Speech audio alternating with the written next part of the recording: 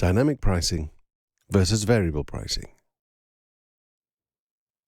Much is being written at the moment regarding dynamic pricing for visitor attractions. Key pointers seem to be the potential to offer cheaper tickets at less busy times, or even last-minute prices if ticket sales are down. How do we know it's less busy? Simple. Look at the number of tickets sold for that day or session. It's not rocket science, and it doesn't need much in the way of computer intelligence or involvement to work it out. I think it's also fair to say that most visitor attractions will generally know their best and worst days, usually worked out over several months and/or what it was like last time we held this type of event. We can also take weather conditions into account by looking up at the sky or reading a weather forecast.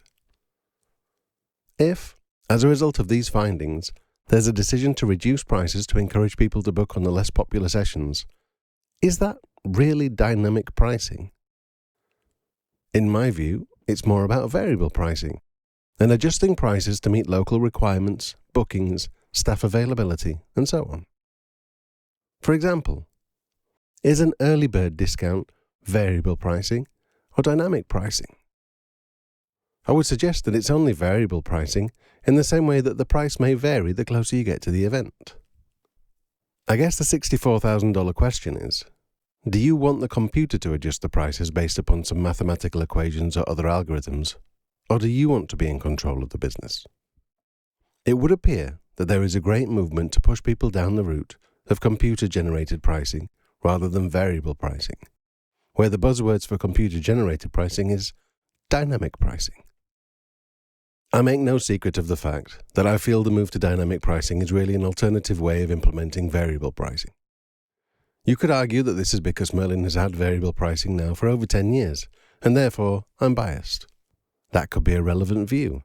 But in all those years, what I've found is that the users of our system have had all the control and flexibility they have needed to control both visitor numbers and ticket prices. In addition, and more importantly, they have never been criticized for not being transparent with their pricing model, nor have they had massive negative feedback on social media for ripping off their customers. Does dynamic pricing really work?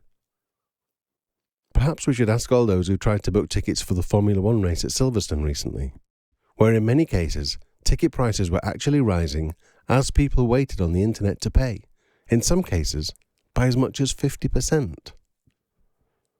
So in conclusion, is dynamic pricing really the future, as many would have us believe? Or is it just another way of selling technology that's not needed in this industry? I think you can guess my answer. Perhaps your opinion differs, though. If so, we'd love to hear what you have to say.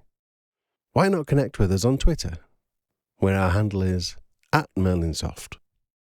Thanks for listening, and have a lovely day.